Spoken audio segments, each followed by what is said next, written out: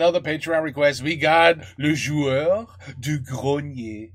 The RPGs. Role-playing games.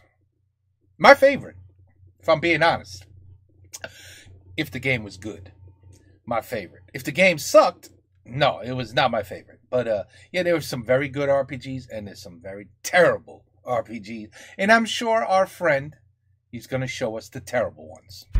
Les jeux pourris sont déjà là. Ça marche, ça? Le retour était prédit par la légende. Okay. Il pourrait détruire le monde.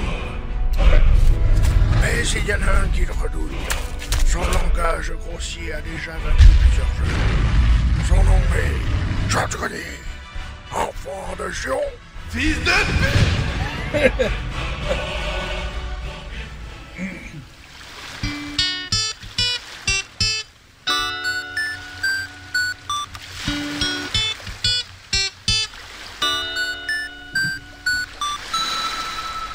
2, 3, 4.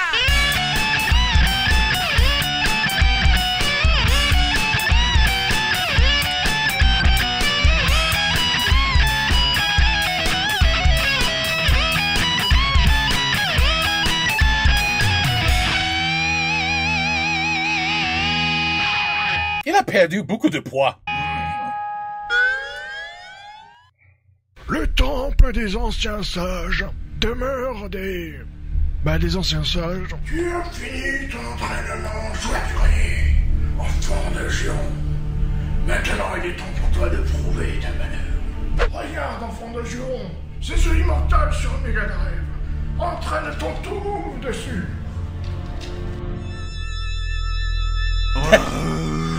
Qu'est-ce que ça fait peine de mettre, t'es déjà mort. Mais non. Regarde, c'est une énigme. Vas-tu la résoudre? Sans la colère monter en toi, enfant des injures. Grâce à ce jeu, tu as pris une nouvelle insulte. Serre-toi-en. Bravo à toi, enfant de Juron, mais il reste de nombreuses épreuves qui t'attendent. D'autres jeux à retrouver et détruire. Mais avant que tu les retrouves, je vais désormais répéter la même phrase en boucle à chaque fois que tu me reparleras. Tiens, enfant des jurons, alors, y a-t-il eu de l'avancement dans ta quête? Oh tiens, enfant des jurons, y a-t-il eu de l'avancement dans ta quête? That is so true. Oh.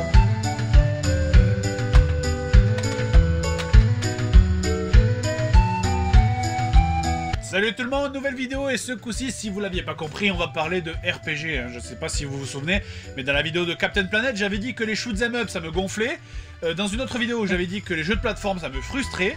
Alors qu'est-ce qui reste finalement? Eh ben moi, les jeux que j'adore, mes jeux préférés, sont les RPG.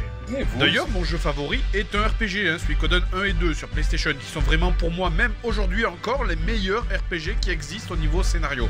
I agree. Turn-style RPGs were the most fun. Where you had to fight and fight and fight and fight. Until finally you had to fight the boss. And each time you had to upgrade your weapons, upgrade your armor, upgrade everything. That was fun. I must say, that was fun. Except for when you walk 3 feet, battle. 3 feet, battle. 1 foot, battle. Battle. Battle, battle, battle, battle. Can I walk a little bit? I mean, can I get to the other side of the map? You know what I mean? You know what games I'm talking about, right? Yeah. Alors dans les RPG, on trouve plusieurs styles de jeux différents, hein, chacun ayant ses gros clichés habituels. Alors pour ceux qui connaissent mal les RPG, voilà donc un petit résumé. Alors d'abord, on a le JRPG, hein, le grand classique à la Final Fantasy, qui est l'exemple type de RPG sur lequel on peut dire c'était mieux avant. Et d'ailleurs, c'est très simple, pour faire un Final Fantasy, finalement, il suffit de quelques ingrédients. D'abord un méchant, avec une coiffure impeccable. Ça, c'est super important pour prendre les poses. Kaizo-Kuni, Oleda.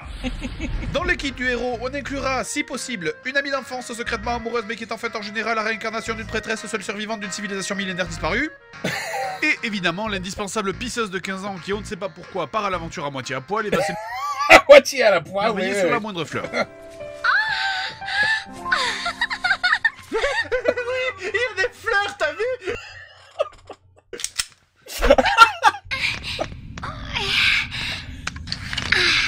Qu'est-ce qu'elle fait?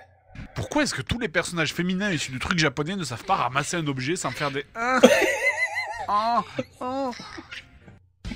On pensera aussi à mettre des invocations inutilement impressionnantes.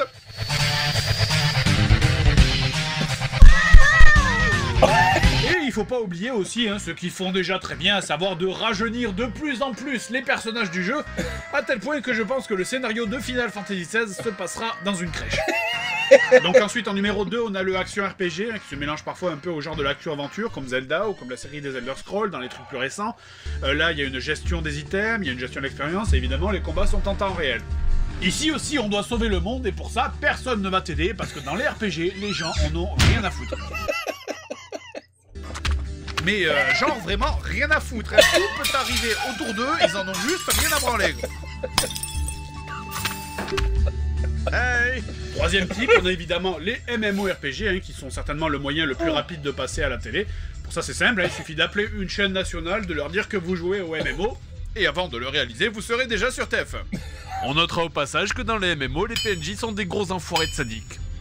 Oh tiens, salutations guerrier. J'ai perdu mon unique marteau. Je l'ai laissé dans le volcan en plein milieu du contrôle. Peux-tu m'aider à le retrouver?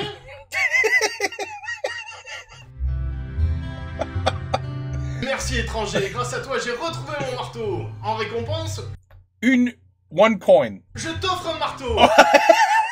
Merci, connard. Et toi là-bas le mage, j'ai perdu mon marteau. Alors les RPG, c'est pas comme un jeu standard que tu repères comme étant pourri au bout de 2 minutes. En général, il faut du temps pour te rendre compte que ça pue. Heureusement, des fois, on a quelques indices précurseurs. Je veux dire, par exemple, tu prends Legend of Foresia sur PlayStation. Dès la cinématique d'intro, tu te doutes qu'il y a un truc qui va foirer. Ras-le-bol, j'en ai marre.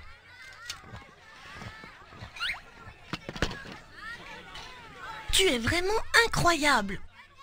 Alors, qu'est-ce que tu attends pour le balancer? Il n'en est pas question, mais...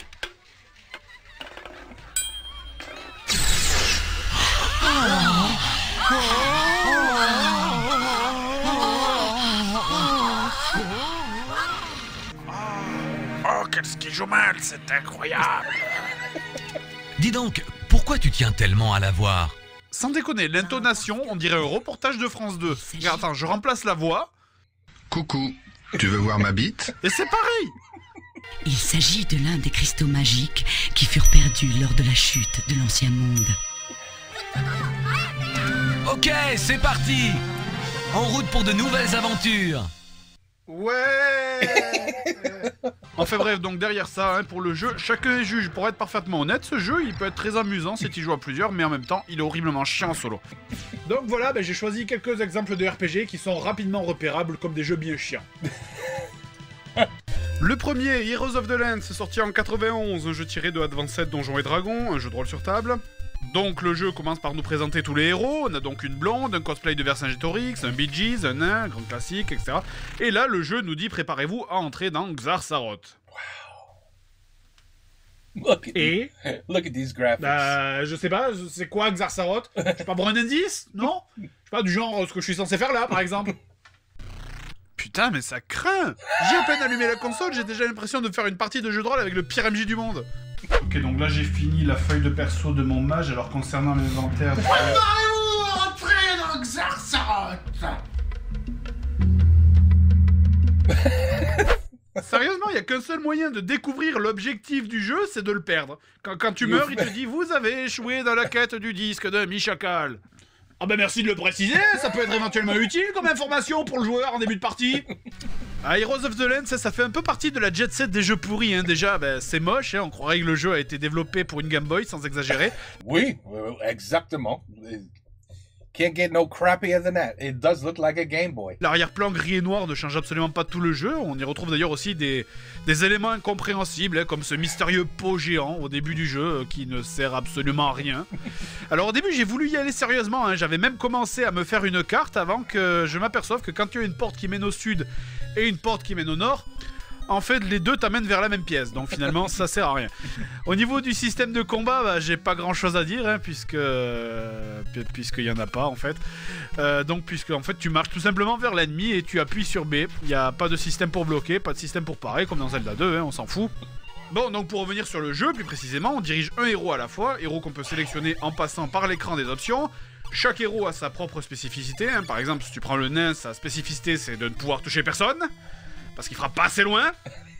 Bon, après, j'ai aussi un mage et une claire, hein, mais juste pour lancer un sort, il faut faire des dizaines de manips dans l'inventaire. Je veux dire, par exemple, si tu veux utiliser un parchemin, c'est select, sélectionner le personnage, mettre le personnage en chef de groupe, appuyer sur use, aller dans l'inventaire du personnage, sélectionner l'item, valider, retourner sur l'écran des options, retourner en arrière, retourner dans le jeu et lancer le sort.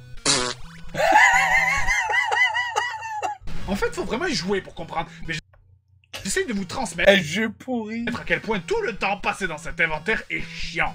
Tous les personnages y ont droit. Regardez ce personnage, c'est le pire. Son arme, c'est une lance. Hein, je veux m'en servir. Donc, la manip à faire, c'est menu, use, ton perso, sélectionner la lance, annuler pour sortir des options. Ensuite, voilà. Donc là, maintenant, il faut être assez loin parce que si t'es trop près, ça marche pas. Et après, tu peux tirer. Voilà, bravo, super. Si au moins ça tue un ennemi en un coup, ça justifierait tout le bordel, mais là, non, même pas. Et attends, c'est pas fini, parce que maintenant, la lance, elle est plus dans ton inventaire. Ça aurait pu être comme dans n'importe quel autre jeu du monde où tu tires des armes à l'infini, mais là, non. Maintenant, il faut ramasser la lance pour pouvoir tirer une seconde fois. Donc, on va sur l'arme, select, take, sélectionner le héros, valider, sélectionner l'objet à ramasser, valider. Voilà, maintenant, vous avez pris l'objet. Mais c'est pas fini. Parce que le mec, maintenant, il a la lance dans la main. Mais maintenant, il faut lui dire de s'en servir. Donc, de nouveau, select, use, sélectionnez ton héros, sélectionnez la lance, valider. C'est incroyable, right? Select, quittez les options, et voilà, vous pouvez enfin réutiliser la lance, ça vous a pris seulement Il va pas le tuer. 5 minutes. Oh, il a raté. Ah mais je vous jure, mais... He went through his head. Ah, les combats de ce jeu, mais c'est plus chiant qu'un épisode de 7 à la maison, quoi. Oui, monsieur, parfaitement. Bon, ok, je sais, c'est un RPG, c'est pas censé être la montagne du fun. Mais là, y a rien, mais y a pas de dialogue, y a pas d'histoire, c'est moche, les combats puent, et surtout, la hitbox est complètement buggée. Non mais regarde ça, mais pourquoi je le touche pas? Là, je lui plante l'épée dans la tête. Et encore, les ennemis immobiles, ça va, mais pour toucher un ennemi qui recule, c'est juste de la chiasse. Ton perso peut pas taper en courant et t'as à peu près la même portée avec ton arme qu'avec une fourchette. C'est du grand délire, je suis dessus. Comment je ne peux pas le toucher? Je suis dessus. Allez, mais touche-le. Wow.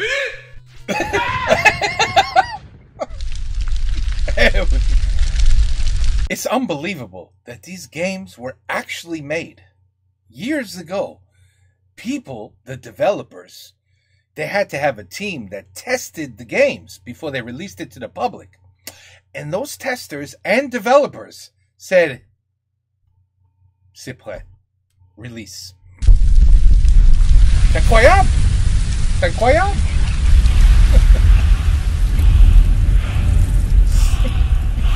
Ça a marché.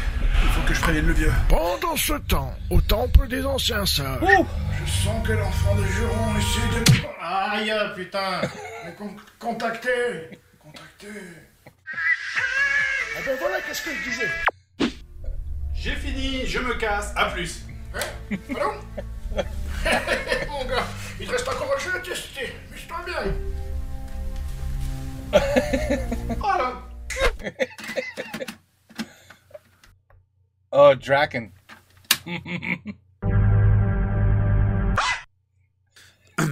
Pardon. He doesn't like info games, huh? Oui, donc, bon, ce jeu, donc, c'est le tout premier jeu de rôle avec un environnement vaguement 3D. D'ailleurs, plus généralement, c'est un des tout premiers jeux de la Super Nintendo. Le jeu apparaît-il d'ailleurs un scénario assez poussé, mais qui est surtout détaillé dans le livret du jeu. Ce qui fait Mais regarde ça! que ici aussi, comme dans Heroes of the Lands, et si surtout comme moi, tu as le jeu en loose, eh ben, t'es largué dans le jeu sans trop savoir quoi faire. Alors bon, tu peux toujours aller dans les auberges, hein, qui sont les seuls bâtiments amicaux du jeu. So this is how Minecraft was created. Ah, ça c'est... Puisqu'il n'y a pas de ville, mais là, niveau ambiance dans ce jeu, mais c'est zéro, quoi. Je veux dire, quand tu rentres dans une auberge, t'as juste l'écran d'une vieille qui apparaît et qui te sort des informations générales et complètement inutiles sur le background du jeu. Le prince dragon vit dans son château. Le prince Orken est un terrible compagnon. Les princes dragons contrôlent les éléments. Mais j'en ai rien à foutre de ça. Je veux savoir où aller, moi, c'est tout. Paye tes infos qui servent à rien. Excusez-moi, je cherche la route pour la gare routière. Les réfrigérateurs sont moins chers chez But. Si Jus va bien, c'est Juvamine. Merci. Niveau combat, c'est pas de la mauvaise volonté, mais j'ai rien compris. Je veux dire, tes persos tapent tout seul, t'as rien à faire. Tu croises des ennemis des fois dans les donjons ou en extérieur. Des fois, pareil, en extérieur, tu vas tomber sur des ennemis mortels comme ça, de temps en temps. Genre des têtes de chiens qui tirent des lasers, ou des corbeaux fantômes qui tirent des lasers, ou des têtes de loups qui tirent des lasers aussi. D'une manière générale, quand même, ce jeu m'a bien fait rire des fois, hein, parce qu'il est truffé de situations stupides où tu restes planté devant l'écran, mais à te dire, mais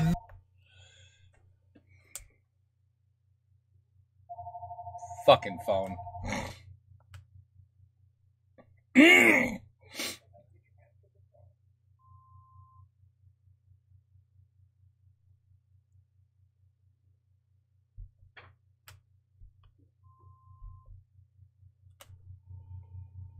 aussi. D'une manière générale, quand même, ce jeu m'a bien fait rire des fois, hein, parce qu'il est truffé de situations stupides où tu restes planté devant l'écran, mais à te dire, mais non, mais c'est pas vrai, quoi, c'est pas possible. I totally believe it. I believe it. I believe Mais it. genre là, mais vous faites quoi? Vous faites une course autour de la table, là? Vous savez, en fait, je crois que mes pires ennemis dans ce I love the square water. The square water looks wonderful. jeu, ça doit être les lacs en extérieur. Ah, des lacs. Pardonne-moi. Je me pardonne. C'est une lac. Oh, je m'excuse. Je ne pardonne. Right? Je m'excuse. Puis qu'à chaque fois que tu croises un truc, tes personnages se déploient automatiquement. Alors ça donne des trucs super marrants, genre ça. Un ennemi à l'attaque. Ah, et ça marche aussi pour les PNJ amicaux, hein, c'est pareil. C'est un PNJ, allons lui parler.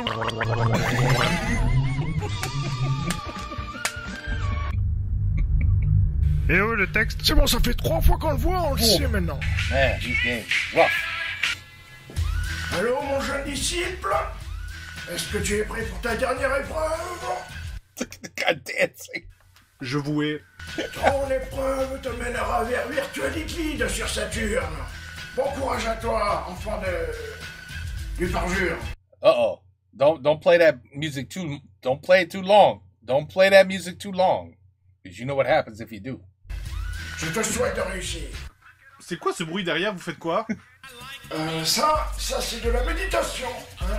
D'ailleurs, That's a great song. il faut que je te laisse, hein, je ressens une fausse Baby Got and Gros Cru. Right? You know that song? envie d'aller méditer. Ah, bon. Music.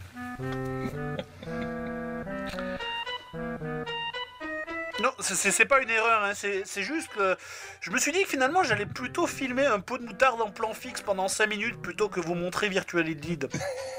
Parce qu'en fait, après comparaison, le pot de moutarde là est vachement plus intéressant à regarder que Virtual Lead. Donc, non, vous me croyez pas. Ok, c'est vous qui voyez. Hein.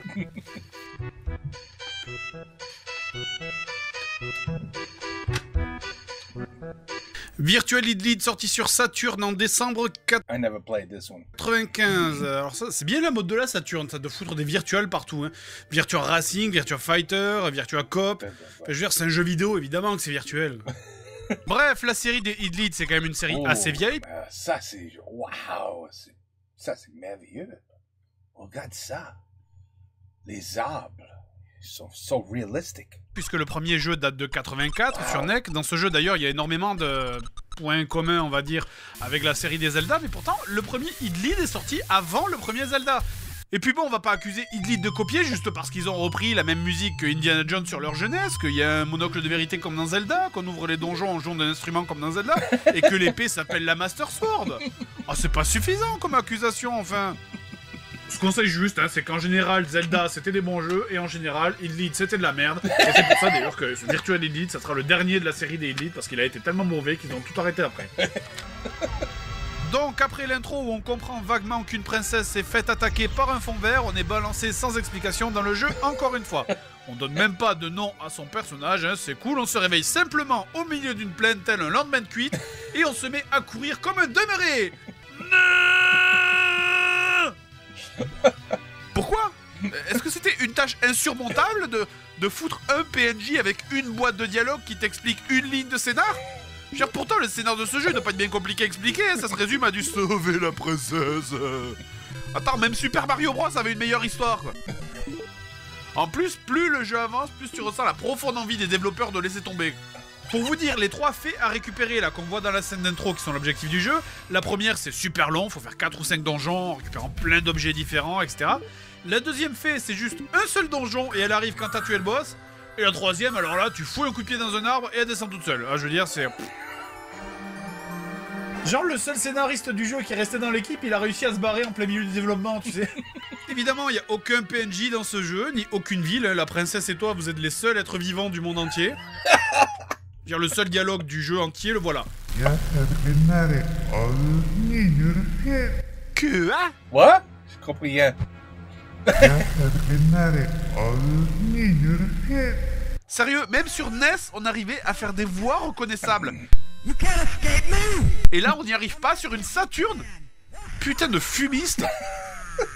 Donc bon, ben comment on fait pour savoir où aller alors qu'il n'y a aucun élément du scénario pour te l'indiquer? Ah ben c'est très facile, hein. Pendant tout le jeu, pour savoir où aller, tu te contentes simplement de suivre le trait bleu sur ta boussole qui t'indique la direction et t'obéis comme un idiot sans savoir pourquoi. Je veux dire, première mission, je suis censé profaner un cimetière pour récupérer un crucifix. Quel rapport ça avec la princesse? J'en sais rien du tout. Tu suis le trait bleu et tu fermes ta gueule, voilà, c'est tout. C'est ça le scénario de Virtual Lead. Dernière chance. C'est vous qui voyez. Bon, si ce jeu s'est fait allumer à sa sortie, c'est pas seulement à cause de son scénario inexistant, hein, vous l'aurez peut-être remarqué, mais c'est aussi peut-être en partie parce que c'est méga moche. Méga moche. Pour vous donner une idée, ce jeu il est sorti la même année que Panzer Dragoon, un excellent jeu de la Saturn. Alors c'est pas de la vraie 3D, hein, c'est le même genre de graphisme que dans Doom, c'est-à-dire que les décors... Remember Doom? Wow, holy shit, Doom, the first Doom! Sont en 3D, mais tout le reste est en 2D, les objets, les monstres, les arbres, etc. Et c'est ça qui donne cet aspect absolument dégueulasse au graphisme. Même ton perso... bataille avec un arbre. est moche, quoi. Regarde-moi ça, on dirait que tu portes une armure, on dirait un vieux cosplayer en carton, là. Bon, soit que ce soit moche, ok, on va dire que c'est une question de goût, mais ce que je comprends pas, c'est pourquoi ça rame comme ça? Sans déconner, putain, mais vous avez peut-être cru que votre lecteur déconne, mais non. Et c'est pas non plus ma capture du jeu qui a foiré, hein. Le jeu tel que vous le voyez là, c'est vraiment le jeu tel qu'il est sur la console. J'ai pas dû dépasser une seule fois les 15 images par seconde dans toutes mes parties de Virtual Lead. Non, c'est une bêta. It's a beta. Je vous jure, quand vous sortez d'une partie de Virtual Lead, vous avez l'impression de voir le monde en accéléré. Et vous voulez une bonne blague, c'est que le jeu gère l'encombrement. Si vous portez trop d'items, votre perso est ralenti. Et comment ils ont simulé ça dans le jeu? En diminuant les FPS. Encore? Et regardez ça. C'est injouable. Putain, mais ça c'est vraiment l'idée la plus conne que j'ai jamais vue dans un jeu de toute ma vie. On sait jamais, si je m'encombre suffisamment, peut-être que le jeu se transformera en screenshot. Ou peut-être qu'on passera en mode diapo, comme quand on passe le code. Vu que le jeu ressemble déjà à une soirée diapo chez mamie, là, on a fait la moitié du boulot. Oh non, moi je peux plus, tuez-moi de suite. Ça peut peut-être s'arranger. Écoute, y a plein d'avantages à être Mora, la sécurité de l'emploi, la stabilité. Ah, oublie ça en fait. C'est comme tu veux, on se verra plus tard. Comment ça, plus tard? Plus tard quand? Écoute, pas la peine d'acheter le calendrier 2013, hein. Wow, that's a good one, that's a good one. That's a good one. Bon, pourtant, je sais pas, alors peut-être que je suis très naïf, j'en sais rien, mais je me dis qu'un jeu comme ça, qui est tellement laid que ça, sur une Saturn, mais il devrait tourner à fond, et là c'est le contraire, enfin. Ce problème de FPS, mais il impacte vraiment tout le jeu, quoi. Je veux dire, tout rame tellement, quand vous courez, ça rame, quand vous tournez, ça rame, quand vous essayez de combattre des ennemis, mais c'est comme une orgie de pixels qui s'enculent. Ça bouge dans tous les sens, vu qu'en plus les ennemis sont en 2D, il n'y a absolument aucune notion de profondeur. Des fois tu t'acharnes à taper un ennemi que tu vois devant alors qu'en fait il est dans ton dos. Des fois tu tapes des trucs et tu sais pas pourquoi, ça les touche pas. Même les ennemis ont l'air aussi perdus que toi, pas savoir où tu es. Non mais vraiment, ce jeu est raté, c'est tout. L'idée de base elle était peut-être très bien, mais dans les faits c'est juste raté. Ouais. Et d'ailleurs, ce jeu, comme je suis con, je l'ai fini, et même la Je suis con, je l'ai fini. cinématique de fin est ratée. Tu peux presque entendre le réalisateur gueuler ses instructions derrière. Ok, poulette, allez, on y va. Ok, alors maintenant t'avances et tu regardes autour de toi d'un air naturel. Hein? Non, c'est pas grave. Alors maintenant tu te retournes et là, et l'air d'une conne. Voilà, c'est parfait. Ah putain. Wow. Je sais, c'est ridicule. Oh, Ce man. jeu, c'est juste de là. Merde. Merde. Ancien sage. Oh, méga merde. Bravo à toi, enfant de Juron, tu as complété ton tougoum. Voici ta récompense, un marteau.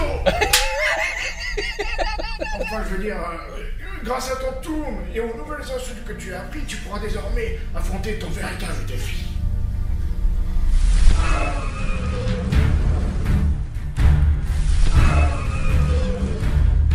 Quelle terrible épreuve attend le joueur du grenier? Quelle est la véritable identité du vieux sage? Est-ce que la mort va-t-elle enfin trouver l'amour? Est-ce que ce cliffhanger était prévu par les scénaristes? Vous le saurez en suivant le prochain épisode du joueur du grenier. Oh là là. Celui d'après. Mais en fait, on n'en sait rien. J'adore qu'il y a des moutons et moi j'ai de la barbe au menton. This guy's wonderful.